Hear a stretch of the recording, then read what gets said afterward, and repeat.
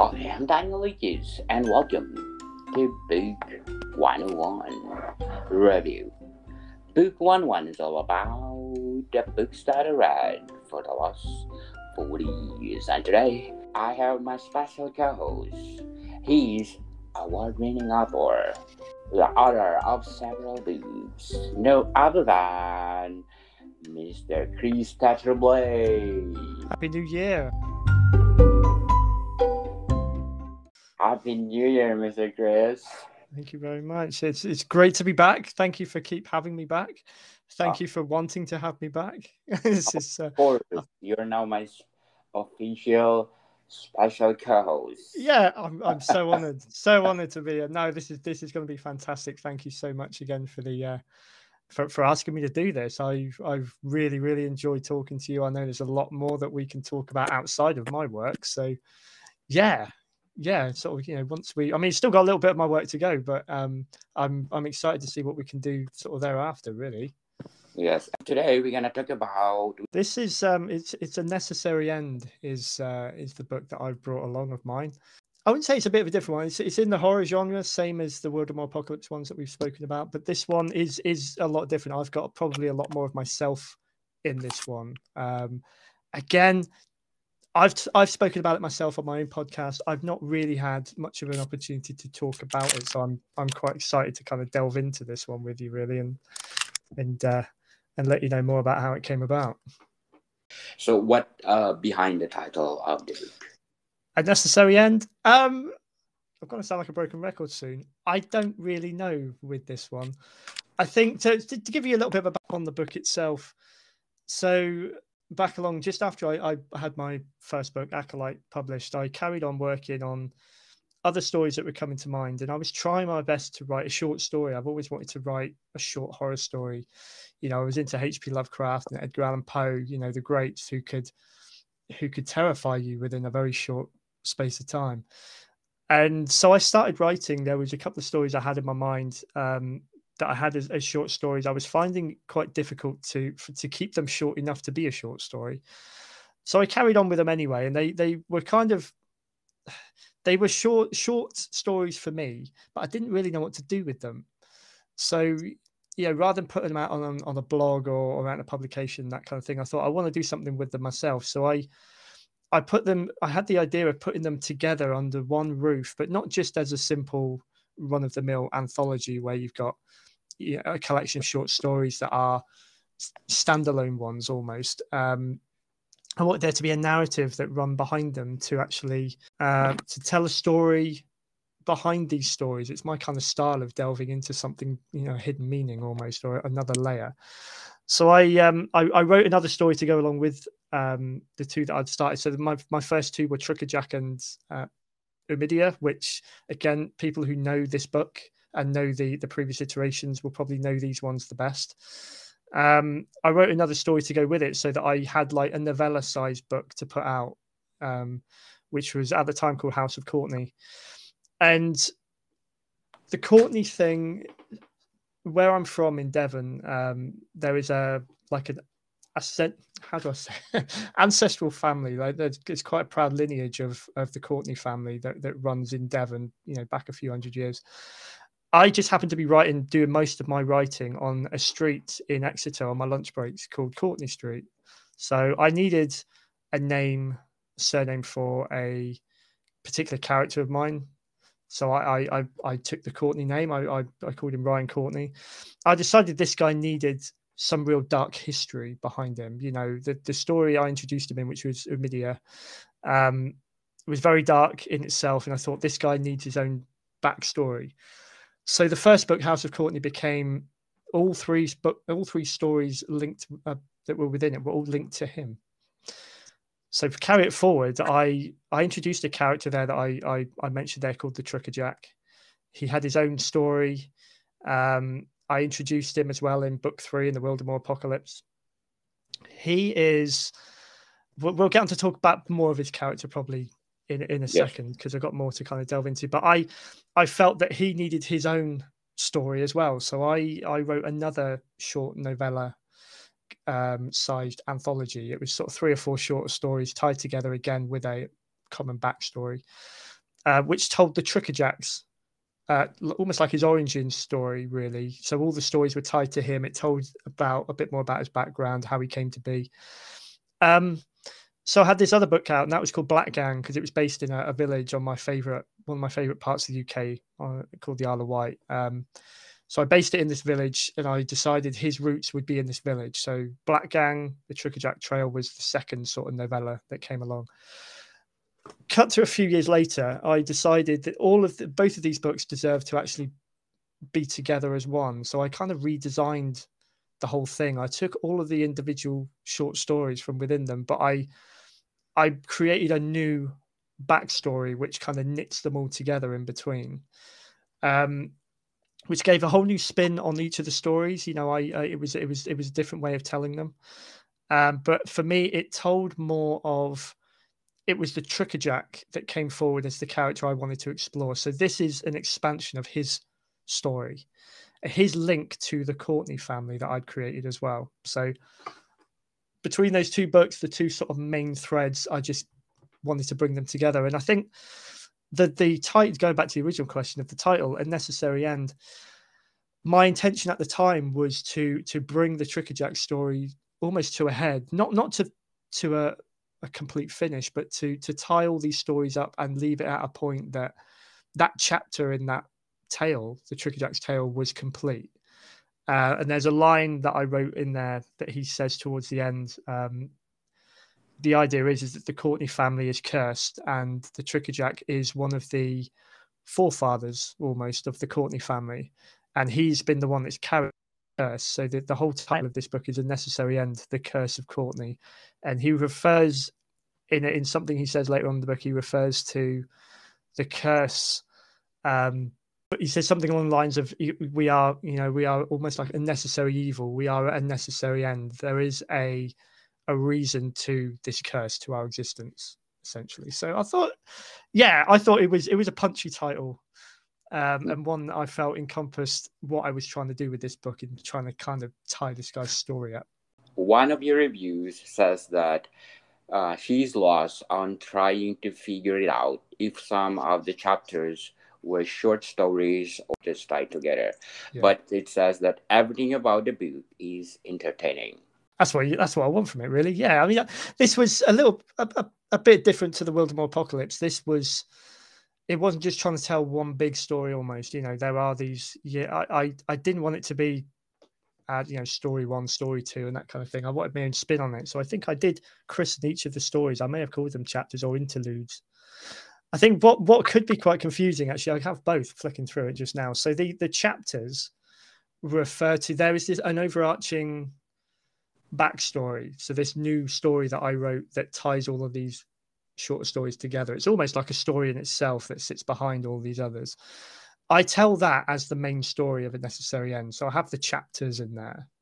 The interludes, when you come to read them, the interludes are the individual short stories that I pulled from the other books, which I'm using to pad out what's happening in the main sort of backstory. So the backstory of A Necessary End centers around it's a teenage boy called Zach Charlie.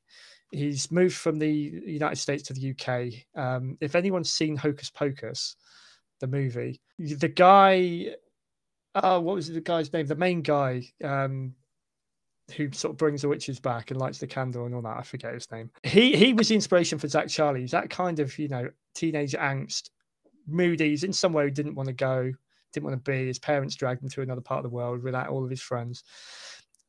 He's a keen artist, and he in his sort of misery, I suppose, that exists at the time, he notices this house, really creepy looking house, which is up on the top of the hill in this town that he's moved to in the UK.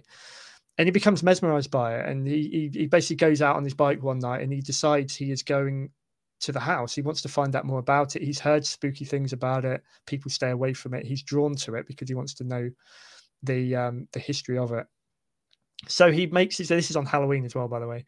Obviously, the house, he finds his way in there. The door, I think, is left open, and he's not really, against his better judgment, he finds his way in there, and he gets found by the owner of the house, which is the last what is thought to be the last living descendant of the Courtney family at that point. Guy called Ephraim Courtney, old guy in a wheelchair. He's got his own story as well that you kind of find out about, but the book is basically told through their exchange. So Ephraim Courtney is telling Jack Charlie about this curse, about what all the terrible things that has happened throughout the Courtney family history. The way he does that is telling through all of these individual stories. So that the chapters in between are really him setting up all of the shorter stories that sort of kind of create it. So yeah, I take that. I take that. The reviewer there probably made a valid point. It probably is a bit confusing with chapters and interludes and that, but hopefully it makes sense once you get sort of most of the way through it. Yeah. But it says that the book is entertaining. Yeah, Wow. There you go. So I'd like it to keep it quite pacey. The stories are, I like to think they are standalone stories. You could pick them up in an anthology, and it's the way I wrote them. I didn't write any of them with the intention of them sitting within a book like this. They were meant to exist on their own.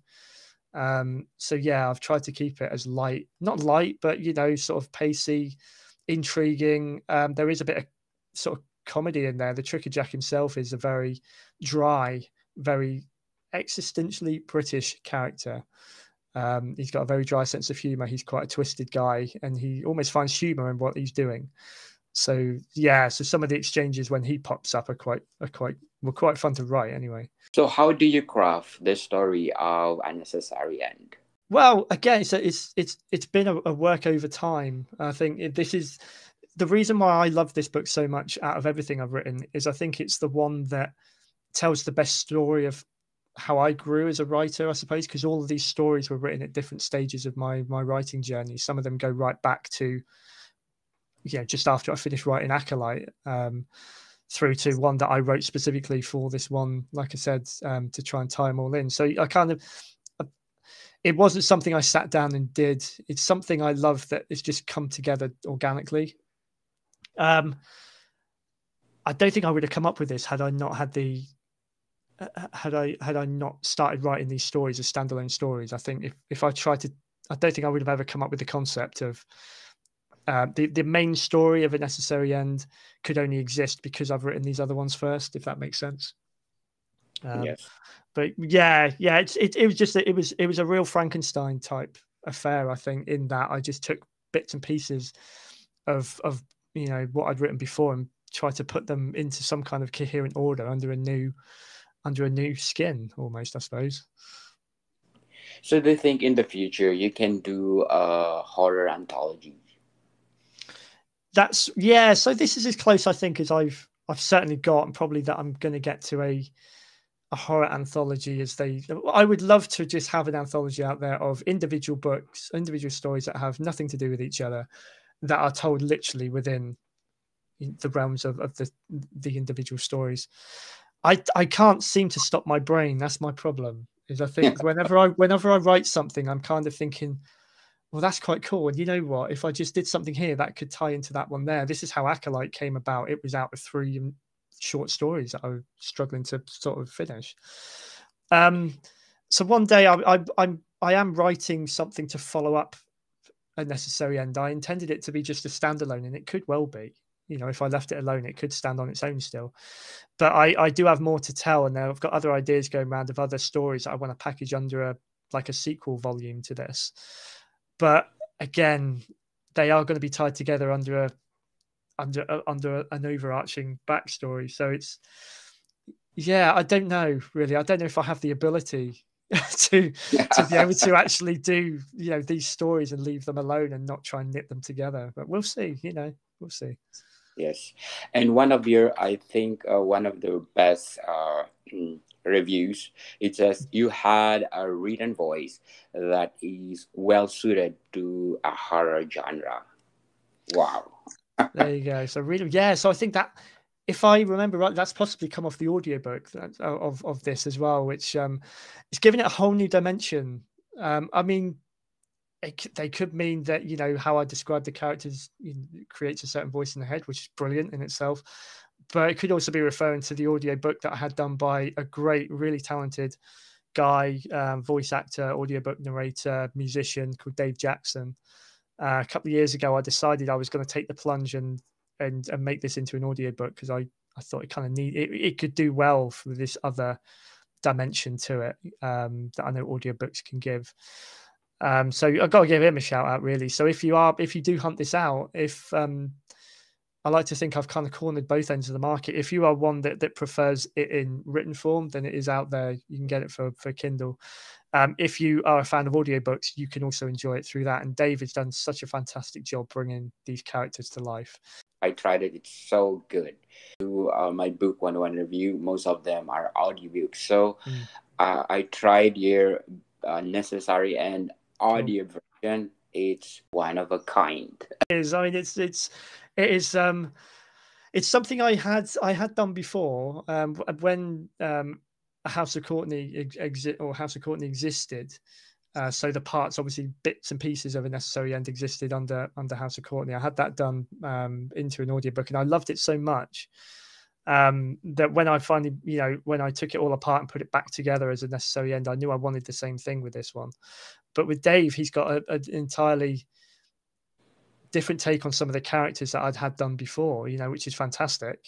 I just love the way that whoever's reading it and narrating it, yes, there's back and forth between him and myself, how certain characters should sound, but largely I left it to him, and what you'll hear is his interpretation of what I've written, which I absolutely love. The way that different people can have different ideas of this, when it comes to it. But it's definitely a good listen, I would say, if you're into audiobooks. Yes. So how gory or gruesome Necessary End? Okay. Compared to Wildemore Apocalypse, I would say yes. This is probably turning it up a notch in that respect. There are a couple of stories in this, The Killing Floor being one of them, which is very, very inspired by my love of horror movies. Actually, Omidia as well. Going back to like B horror movies, things like Tarantula, kind of gives away what Omidia might be about. But Omidia was the one story that pulls on my fears. I was a bit of an arachnophobe growing up. I just had an idea but I loved films like Tarantula, the old 50s film. There's been other ones like Eight-Legged Freaks and another couple of independents called Spiders and Spiders 2.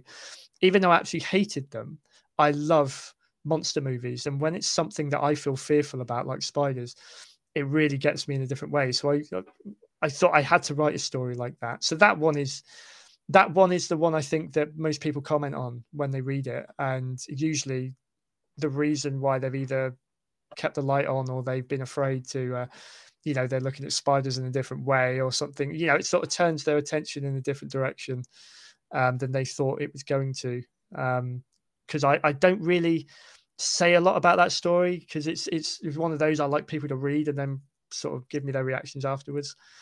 But the Killing Floor it's inspired by things like Texas Chainsaw Massacre, so that is quite gruesome. There are some bits in there, not much. It's not gratuitous, I don't think. But this is where my influence from James Herbert kicks in, because it's his style of making something gruesome just happen. There's no kind of build up to it. He kind of mentions it, tells it like it is, and moves on.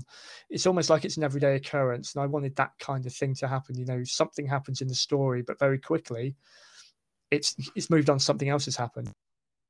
Almost stuck at that point that event has happened, and kind of thinking, wow, that's pretty. I don't go out of my way to turn people's stomachs necessarily. I like to chill people rather than make them feel physically sick. But the Killing Floor is definitely up there with that. And when you get into Trickerjack and another story he's tied into, Queen of Scars, I do bring out the gore a little bit more, but it all fits. I think you'll find with the nature of the stories. But I am unapologetic. Going back to the phrase someone used when they reviewed one of my books back along, I am quite unapologetic in my style like that, because I don't like to dance around the point. I will just sort of introduce these horrific events and then move on. So do you think the A Necessary End is a good prequel for the Voldemort Apocalypse trilogy? No, I will say, actually. I mean, they tie together in the fact that the Trickerjack, the common link there is a Trickerjack. So he makes a reference in this book, again towards the end, of his involvement in the Voldemort Apocalypse. But I think before I put the two books together, Black Gang, A Trickerjack Trail, will have sat more naturally as like an in-between book in the Voldemort Apocalypse, because it really did tell the story as to why you find the Trickerjack in Of Gods and Insects. It is mapped out very clearly. Once I removed that backstory removed all the individual stories from the backstory of Black Gang and rewrote it, that's not as obvious. So I would say you won't need to have read A Necessary End to enjoy Voldemort Apocalypse. Likewise, you wouldn't need to have enjoyed or even read Voldemort Apocalypse to pick this book up. They do exist on their own, apart from, like I say, that common thread. But there really isn't much in either that you need to have known from the other, if you know what I mean. Yes, I think this is one of the best review that I like the most. It says that deliciously dark. Wow. There you go. Job done is my response to that. Yeah, I mean, as a horror writer, that's exactly what you want people to think. And that says to me they enjoyed it. Deliciously dark. They obviously enjoyed that part of it. And I think the main going back to the Trickerjack and sort of padding out why he's there, his kind of story, the character, he's basically I describe him as he's like a free agent from hell, or to hell even. He works for the devil, and his role is to roam the mortal world and acquire souls. He almost like steals souls for the living souls to take to hell, to add to the devil's numbers down there. It's all part of a big sort of wider picture of the devil and God just playing games, and us on in the mortal realm, we are just their playthings, their pawns in this game. So the Trickerjack's role is to come to the land of the living. And he tricks people. He gets people to gamble basically with their souls. He offers them the chance of having, whatever it is they want, untold riches, good-looking women, fast cars, whatever it is that he preys on people that have some kind of need in their life. He plays on that. He offers them the chance to acquire that and have like immortality if they want to. But if they lose whatever challenge he's setting for them, he acquires their soul and they go down to hell, basically, even if they weren't bound for that in the first place. And I think you can have a lot of fun with that, because there's a lot of things that a lot of these challenges and scenarios he finds himself are very dark, but I've added a bit of a comic spin on it because he's enjoying it. He never, spoiler alert here, but not a very big one, he never kills anyone himself. He's a little bit like Jigsaw out of the Saw films. It's one thing I loved about those is the main character, the main the killer himself, he never actually kills anyone that I know of, but he puts them in situations where they're willing to risk their lives for something. And that's the kind of thing I was going for this. So this is why reviews like that, I'm very grateful for that, because that's kind of what I was after. I wanted it to be something that is enjoyable, but also it is very twisted at the same time. And the main inspiration behind the Trickerjack comes from two of my favorite songs by a singer called Chris de Burgh. If anyone knows him, they probably know him for one song mostly, which I absolutely hate. It's a ballad called Lady in Red. But I don't know if you're familiar with him out there. He's a British pop rock singer-songwriter. In his early stuff, he told some fantastic stories in his songs, and it was two of those that I inspired me together to write the idea of the story, Trickerjack, and then sort of took the character from there. If you listen to Spanish Train, that is all about a game of poker that God and the devil are playing on a train, and they're betting. The stakes are so many thousand souls. They're actually betting for people's spirits here, and the devil cheats and wins. So my thought was that what if he's got someone working for him that does exactly that? Don't Pay the Ferryman. If you listen to that, that is about a trip across the river in the underworld, and sort of saying, don't pay the ferryman till he gets you to the other side. There's a scene in the Trickerjack story that mirrors that song almost, so you see sort of the influences there. I enjoy telling those stories because people don't always put two and two together and think this, that whole character came from Chris de Burgh. I take quite a lot of pride in that fact, really, because I think it does come out of left field.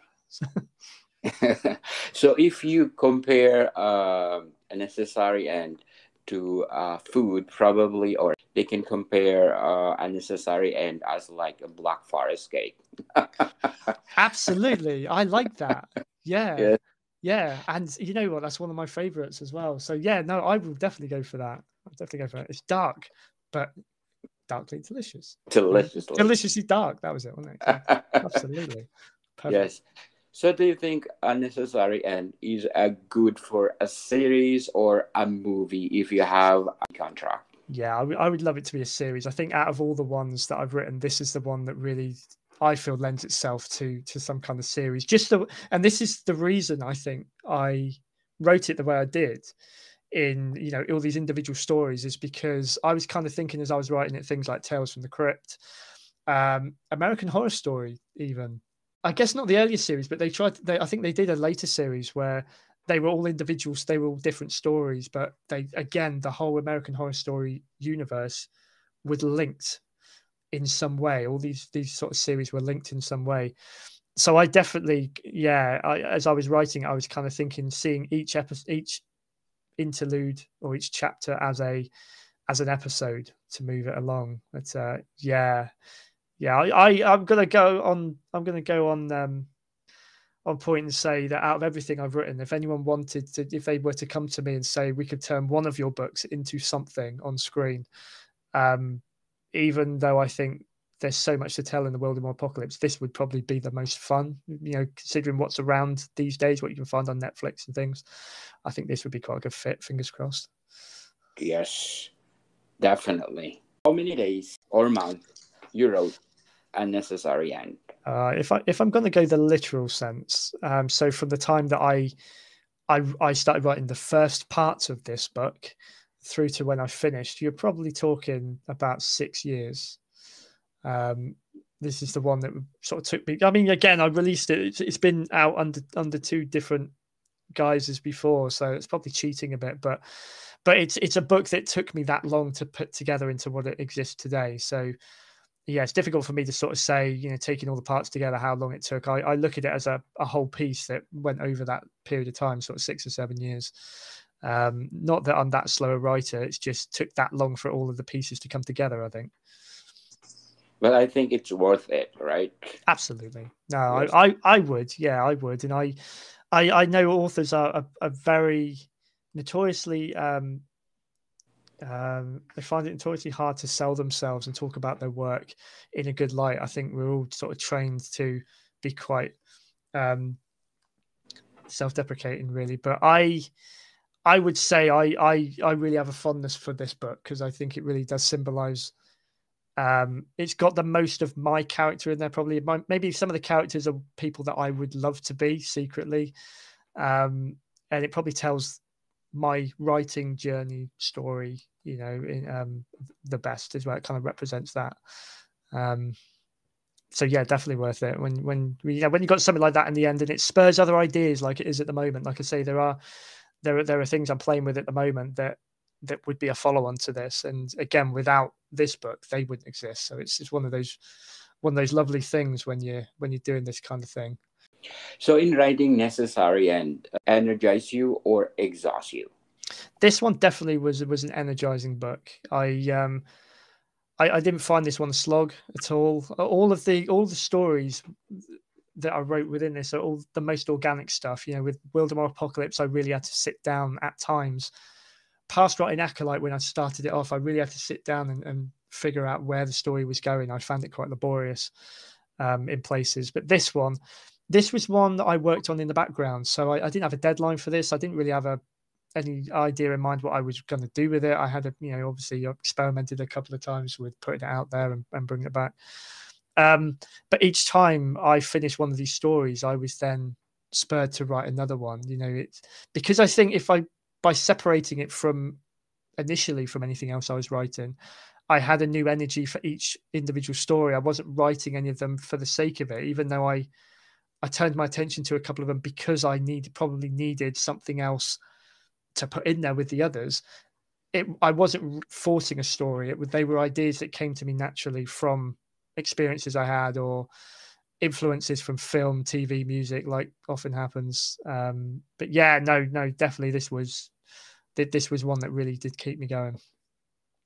So who inspired you in writing Unnecessary End?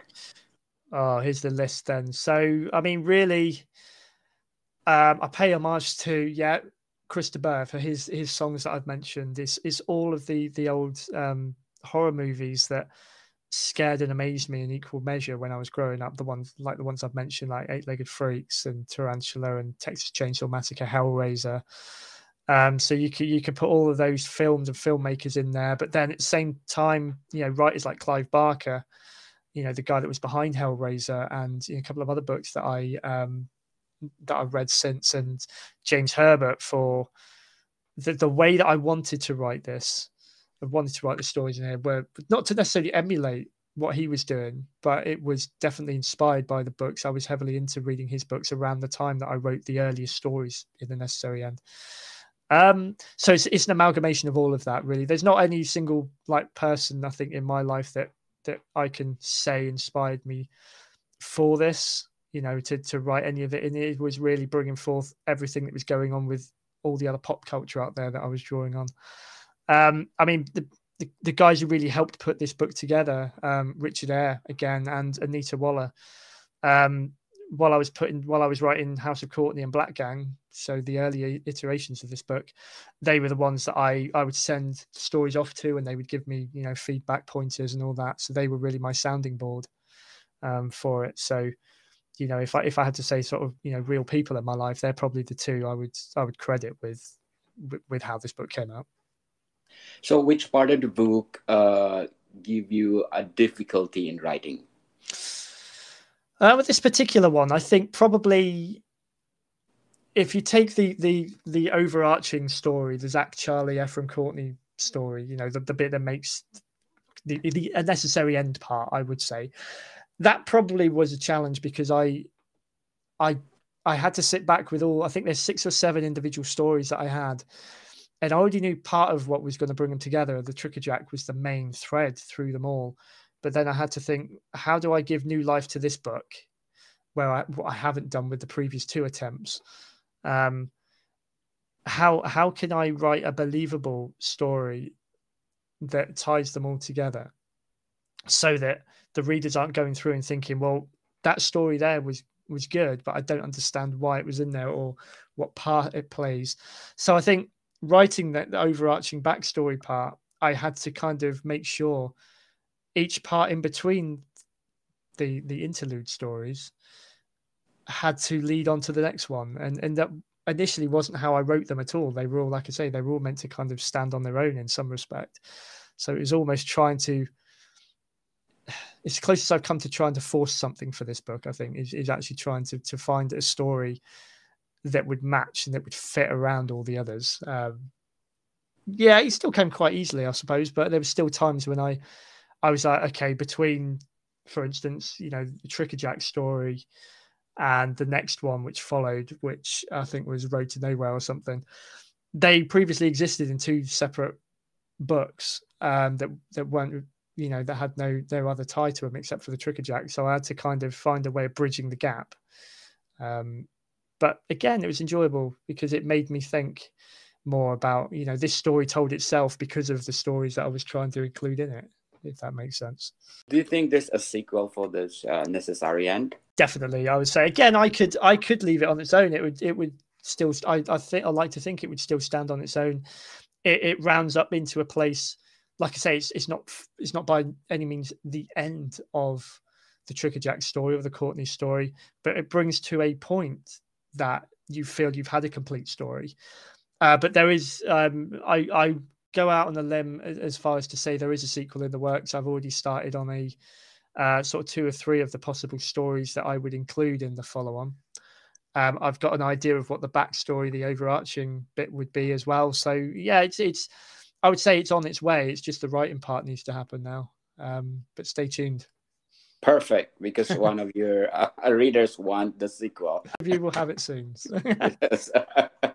So let's shout out to the people listening in Uganda. Thank you so much. I'm number 25 over there. In Cambodia, I'm number 27. Thank you so much. Saudi Arabia, number 30. Assalamu alaikum. Shukran jazilan, Saudi Arabia. And Panama at number 25. Lebanon at 175. And Iceland at 241. Thank you so much for supporting this podcast. And as I always saying, this podcast is created to empower writers all over the world. So, Mr. Chris, what else you can say about Unnecessary End? If you like to pick up a book and enjoy it in sort of bite-sized chunks, hopefully this one is a good one for you. If you like horror anthologies, this is my attempt at one. I'm definitely getting into them myself. I got one for Christmas, and I'm really enjoying just literally picking it up each night and delving into a new story. If you like the writing of taking some of my reviewers comments, Clive Barker, James Herbert, Stephen King. People have said that certain parts of this book are definitely reminiscent of them. So hopefully there's something in it for all horror fiction fans and audiobook fans. Again, if you like yours in audio form, you can get this one. You can hear it read to you by Dave Jackson. And I'll be really interested actually to find out if there's people out there who have read it and listened to the audiobook as well. Did you get a different? Did it feel different both times, or was it closely matched? I'll be intrigued. So where do people buy your book? Get on the old Amazon box again for this one. So for both versions, it's available for Kindle, so through all of the Amazon sites, I believe, and on Audible you can get the audio version of A Necessary End. Again, it was out in paperback for a limited time when I first released it. I think I might have one of the only copies that was actually released out in the world before I brought it back and just made it Kindle. But I am looking at putting it back out there, like with the others, in paperback form, hopefully at some point this year. But if you can't wait for that, you can read it on all of your devices on Kindle. So. Yes, let's support Mr. Chris. As I said, if you support them, they will give their best. And I want to invite my listeners here in Book 101 Review. Please do listen to my other podcast, Geography 101. Wherever you listen your podcast, Geography 101 is all about the places that I visited all over the world, like Caribbean, Mediterranean, and something that you will learn about geography. So please do listen, Geography 101. So Mr. Chris, let's do the recap of your Wildemore Apocalypse trilogy, because the last time we discussed it, I forgot to do the recap. To promote more. So let's do the recap of the Wildemore Apocalypse trilogy. Okay. Cool. So yeah, you can. If you look out there, there's the 3 volumes start with Acolyte. Then you've got the Sowing Season, which is part 2. You've got Of Gods and Insects, which is part 3. It will be coming hopefully very soon. I'm actually starting work this month on getting that edited and back out there, so you will be able to get the 3rd and final version third and final part of the trilogy then. But yeah, an apocalyptic trilogy, can't go wrong really, set in a moorland county in rural England, told over 2 time spans. So you've got stuff going on in the 1600s, you've got stuff going on in the early 2000s. And if you were like me, fascinated by what was supposed to happen on December 21st, 2012, when the world was supposed to come crashing down around us, and then are wondering why we're still here, pick it up and see my take on it and see what I think happened or could have happened. Yes, definitely. Try to read the Apocalypse trilogy because it will haunt you with the rest of your life. Absolutely. And I'm pleased to announce that Mr. Chris Tetreault-Blay will be my special co-host, and I'm hoping that you will support us because we'll give you the best of the best. Absolutely. I'm really looking forward to it. Our third season will be bigger, better, and bolder. So watch out for our first episode. Absolutely. Yeah, stay tuned. And and I can't wait. Like I say, I can't wait to see where we can go with it.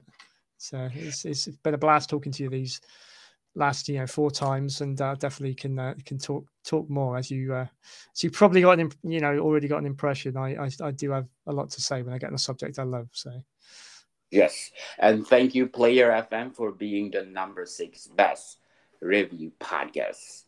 And once again, Mr. Chris, invite our listeners or readers to buy your book.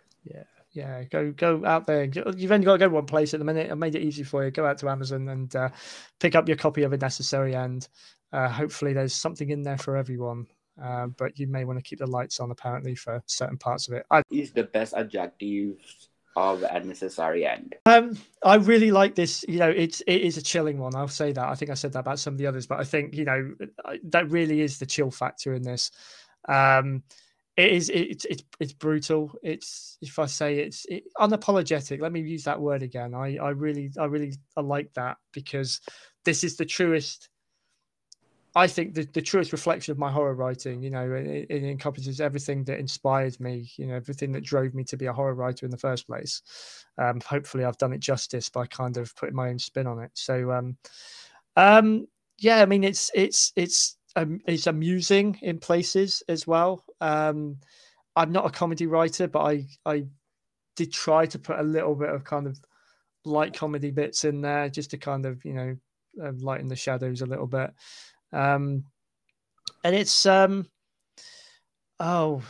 supernatural. I don't know if that is an adjective or not, but it is much more rooted. There are elements of this much more rooted in the supernatural than probably the Wildemore Apocalypse was. So again, pick it up and see what you think. Yes. So what do you think? What is the difference of brilliant and clever? Because one of your reviews said clever book. I don't know. Could I cheat and say actually they probably mean the same thing? I really don't know, to be honest with you. I think, brilliant. Yeah, I take that as more of a quality thing. Someone enjoyed it and thought the whole thing was brilliant. Clever, I like that because I would say not a lot of planning goes into my books. So if it can come across that actually there is some intelligence in there with what I've been meaning to do, then absolutely, I'll take that wholeheartedly. So, yeah. So what would be your advice for aspiring writers to write a horror like you? It's going to be cliche. Just write. I mean, if you're into anything horror related, I think that's the thing. If you try to write horror without reading or watching or playing anything that's horror based, I think that's the key. You've got to be exposed to it. You've got to be able to know what scares you, what uneases you. I think that's probably the best thing, because I love reading stuff that makes me feel uncomfortable, and I particularly like writing stuff which might make someone else feel. So try to tap into your own fears, I would say, a bit like I did with Umidia, because not only is it like therapy when you write about it, because you're exposing yourself to it completely. There's probably a lot of other people out there like you who would then get that feeling you got when you were writing it when they were reading it. So yeah, so start with what gives you the creeps, and sort of go from there. Very well said, Mr. Chris. So thank you so much for your time. No problem. Anytime, mate. Anytime. More to come, people. See you soon.